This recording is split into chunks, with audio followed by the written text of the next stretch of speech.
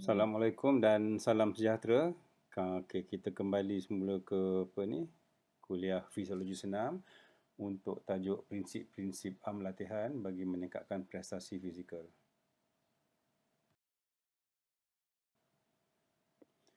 Baik, sebelum ni kita dah cover tentang sistem tenaga dan harap pelajar dah maklum tujuan utama latihan yang dijalankan, latihan fizikal dalam konteks fisiologi senam ialah untuk melengahkan proses berlakunya kelesuan pada sistem fisiologi manusia.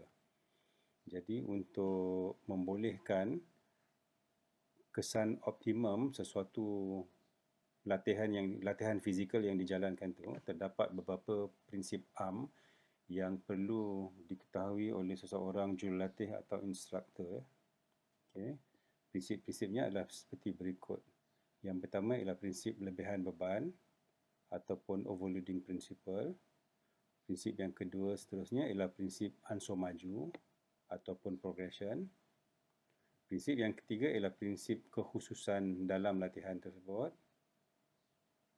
Prinsip yang keempat ialah prinsip kepelbagaian ataupun variability. Prinsip kelima ialah prinsip kebolehbalikan atau reversibility. Dan prinsip yang keenam ialah prinsip perbezaan individu. Okey, setiap satu daripada 6 prinsip ini akan dijelaskan dengan lebih lanjut pada slide-slide yang berikutnya. Untuk tujuan pengetahuan, dalam beberapa teks yang di peringkat lebih advance akan terdapat prinsip yang ketujuh yang dikenali sebagai prinsip periodisasi. Tetapi prinsip periodisasi ini tidak akan dibincangkan di dalam kuliah fisiologi senam di peringkat ini.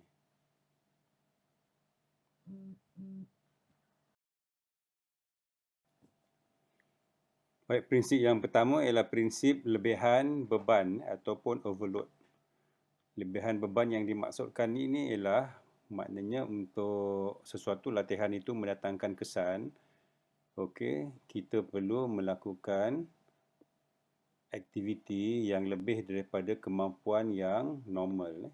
Jadi di sini dinyatakan latihan fizikal akan berkesan bila dilakukan pada kadar melebihi tahap kemampuan yang normal. So normal di sini anggarannya macam 55% daripada apa yang kita biasa buat. Okey, jadi sebagai contoh, kalau kita mula-mula kita berlatih untuk meningkatkan tahap kecergasan kardiovaskular, contoh Jadi mungkin kalau hari pertama ataupun minggu pertama kita mampu berlari untuk 3 km. Okey. Jadi kalau konsep lebihan beban ini ialah untuk latihan tersebut mendatangkan lebih kesan, kita perlu melakukan kerja yang melebihi daripada 3 km tersebut. Okey, jadi maknanya mungkin kena berlari dalam 4 atau 5 km. Maksudnya di sini kalau kekal lari 3 km untuk sekian lama, tidak akan berlaku apa-apa peningkatan. Tak ada improvement, so to speak. Jadi rasional terhadap prinsip lebihan beban ini ialah supaya otot dapat beradaptasi terhadap peningkatan keperluan fisiologi semasa berlatih. Okay, maksudnya di situ ada beberapa konteks kan.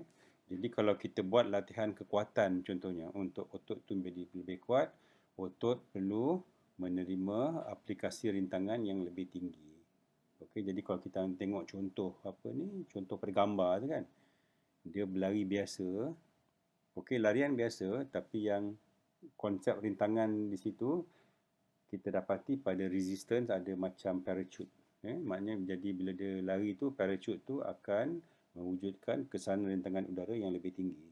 Jadi di sini kesan rintangan udara yang lebih tinggi itu boleh dikategorikan sebagai contoh lebihan beban tadi. Okey, jadi kalau untuk fleksibel ataupun lentur, otot perlu diregang lebih daripada julat pergerakan yang normal dan seterusnya. Kalau untuk daya tahan, okey, contoh yang saya nyatakan tadi, otot perlu didedahkan kepada aktiviti dalam jangka masa yang lebih lama daripada biasa, atau dalam kes tadi saya gunakan jarak, so jarak yang lebih jauh daripada biasa. Prinsip yang kedua pula ialah prinsip ansur maju. Ada kaitan juga dengan lebihan beban tadi. Jadi maknanya kalau lebihan beban kita perlu bekerja lebih. Okey, tetapi penambahan beban ini perlu dilakukan secara beransur maju. Tidak boleh terus mendadak. Okey. Jadi di sini dinyatakan latihan perlu bermula di tahap yang rendah. Sama juga anggaran pada kadar 55% dan meningkat secara beransur-ansur. Okay, secara progresif tu maknanya secara beransur-ansur ke tahap yang tinggi sehingga 90% keupayaan sejajar dengan peningkatan kejelasan yang berlaku akibat latihan tersebut. Okey, 90% keupayaan juga dikenali sebagai submaksimal. Okey, dalam konteks latihan ataupun sistem fisiologi manusia, kita tak ada konsep maksimum. Biasanya kita bekerja until peringkat submaksimum. Okey, rasional kepada prinsip ini ialah adaptasi otot ataupun sistem fisiologi terhadap latihan akan berlaku secara beransur-ansur. Jadi kalau terdapat tiba-tiba ada perubahan yang mendadak. Okey, perubahan mendadak di sini maksudnya selepas training agaknya pelatih itu jadi gairah, dia terus meningkatkan workload dia tu secara mendadak dan akan berpotensi mengakibatkan kecederaan. Okey, jadi di sini kita lihat kalau untuk meningkatkan kekuatan otot, maksudnya di sini tujuan latihan tadi adalah untuk peningkatan kekuatan otot. Jadi ansur maju perlu berdasarkan kepada peningkatan berdasarkan satu repetisi maksima. Ini ialah untuk latihan kekuatan. Okey, konsep 1RM tu nanti akan dibincangkan dalam kursus yang berkaitan.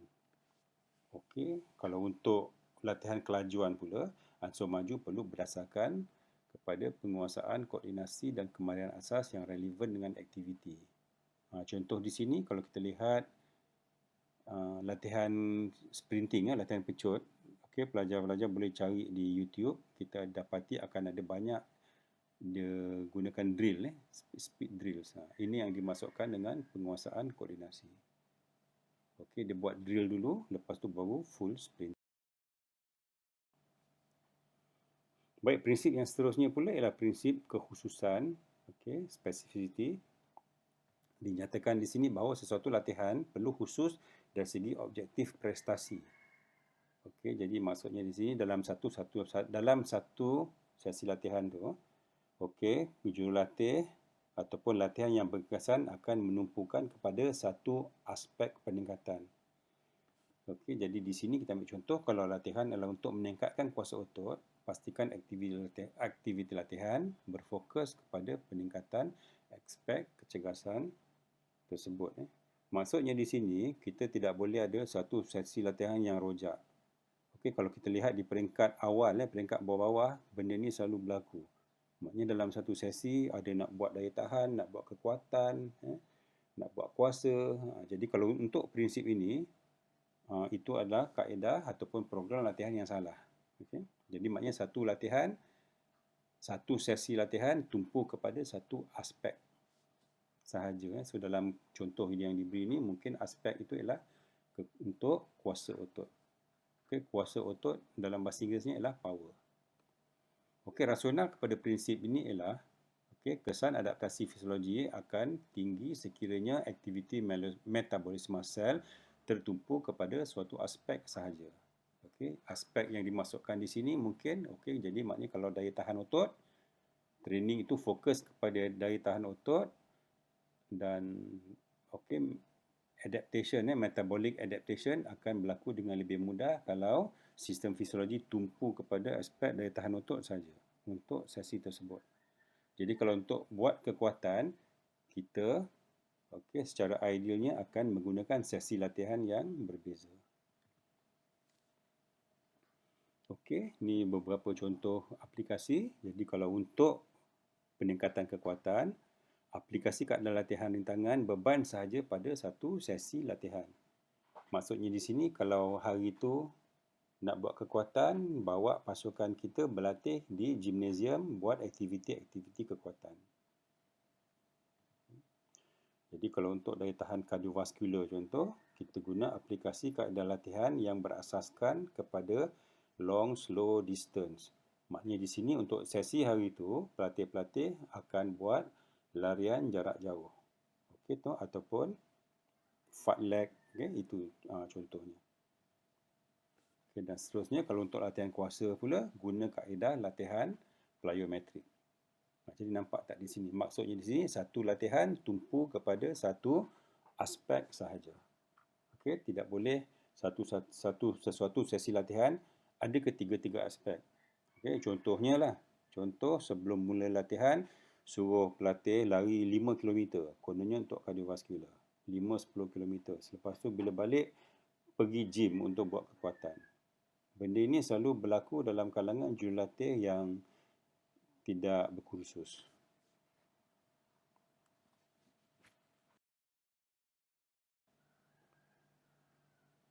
Baik, seterusnya pula ialah prinsip kepelbagaian ataupun variability.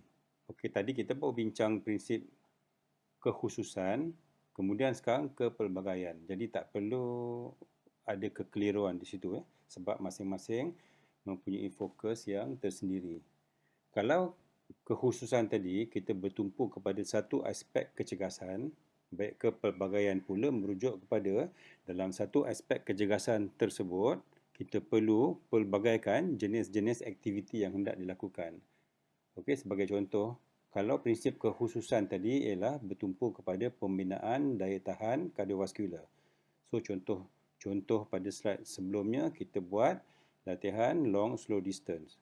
Jadi variability ataupun kepelbagaian yang boleh berlaku di situ ialah selain daripada LSD, okey, jurulatih juga boleh melakukan aktiviti fartlek, okey, sebagai memenuhi konsep kepelbagaian tersebut. Jadi di sini dinyatakan sesi latihan perlu ada variasi aktiviti bagi tujuan pembentukan kecergasan fizikal yang lebih menyeluruh. Sebab jika terdapat pelbagai aktiviti, maknanya kita melibatkan sebanyak kumpulan otot yang berbeza.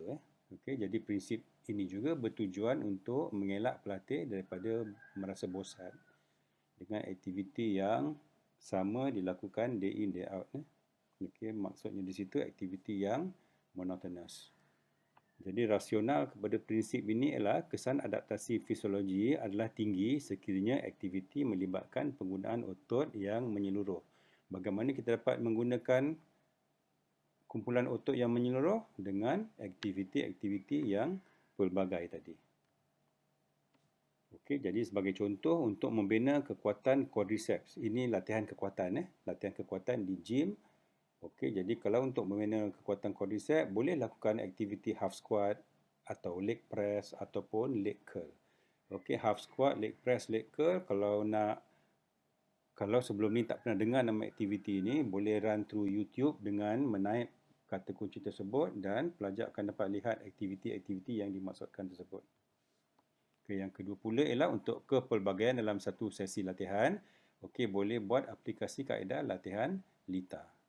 Okey, sebagai contoh, macam sebelum tu dia buat aktiviti latihan jeda, contoh interval. Kan? Jadi, pada sesi latihan seterusnya, boleh ganti dengan latihan LITA.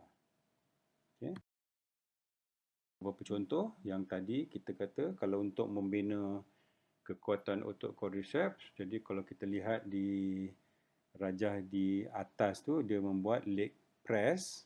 Okey, manakala rajah yang di bawah pula tadi dia menggunakan membina kekuatan otot yang sama tetapi dengan aktiviti yang berbeza yang dikenali sebagai aktiviti leg curl.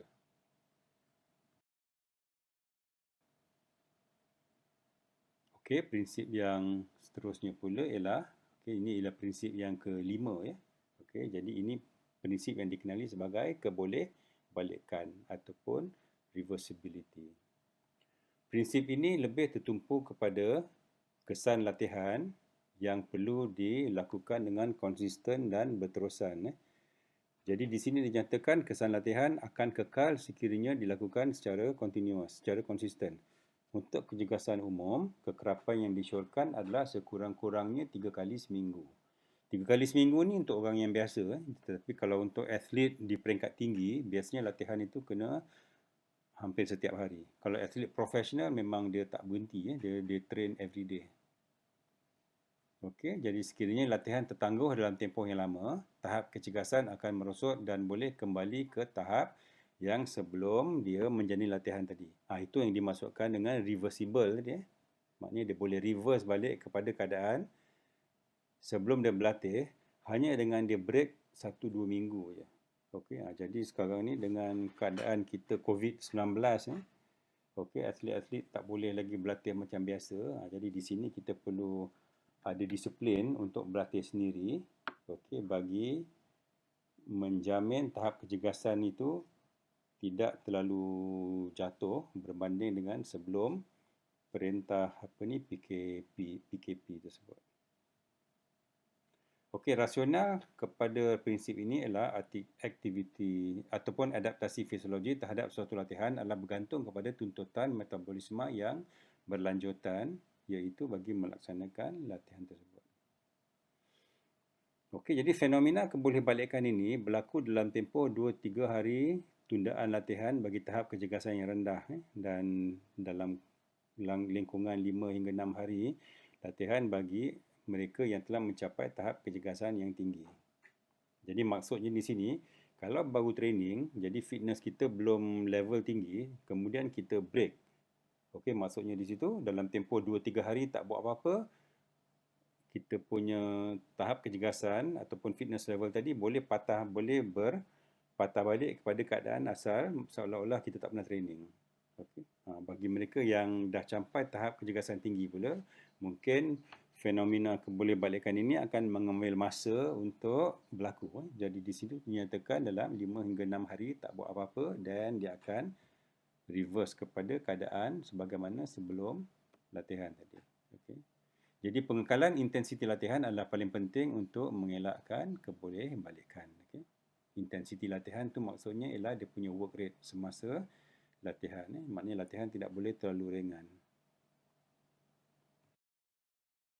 Prinsip ke-6 ataupun prinsip terakhir yang akan dibincangkan dalam konteks ini adalah prinsip perbezaan individu. Jadi program latihan perlu mengambil kira aspek keindividuan. Maknanya kalau you dalam satu kumpulan tu ada 10 atlet ataupun 10 pelatih, setiap 10 orang tu akan ada requirement dia yang tersendiri. Okay? Mungkin akan ada requirement umum, tetapi jurulatih perlu pandai balancekan untuk melihat keperluan individu setiap pelatih tadi. Jadi latihan yang berkesan ialah latihan yang disesuaikan dengan keperluan spesifik pelatih. Keperluan spesifik ini boleh dipertimbangkan melalui pengubahsuaian progresif terhadap sesuatu program latihan umum yang dijalankan. Maksudnya di sini bukanlah kalau ada 5 atlet, you ada 5 program yang berbeza. Mungkin boleh melakukan program yang sama tetapi ada dia punya tweaking. Okay? Jadi untuk setiap atlet ada dia punya spesifik aspek kepada program latihan yang umum tadi tu. Okay? Jadi rasional di sini ialah setiap pelatih memberi respon dan menerima kesan latihan yang unik mengikut perbezaan morfologi dan juga psikologi masing-masing. Morfologi itu lebih kurang dalam konteks ini kita kata perbezaan dalam bentuk badan. Jadi dalam gambar itu kita lihat ada 2 sprinter, satu stocky rendah sikit, satu lanky tinggi. Okey, jadi definitely dalam kes ini kita akan dapati mereka akan ada program latihan yang disesuaikan dengan keperluan fizik masing-masing. Jadi modifikasi latihan perlu dilakukan supaya sesuai dengan individu. Bukan individu sesuaikan diri kepada program latihan. Yang ayat penutup tu memang banyak berlaku terutama di sekolah-sekolah. Cikgu datang bawa satu program latihan, ada 10 pelatih, 10 pelatih ikut program latihan tu. Jadi di sini kita tahu konsep perbezaan individu tidak menyarankan itu sebagai sesuatu yang perlu dilakukan. Itu setakat itu kuliah untuk membincangkan prinsip-prinsip latihan. Jadi pokok pemahaman yang perlu ditekankan di sini bukan sekadar menghafal ke-6 prinsip latihan tersebut, tetapi kena faham bagaimana aplikasi prinsip tersebut dalam sesuatu program latihan. Okay, baik, sekian. Terima kasih.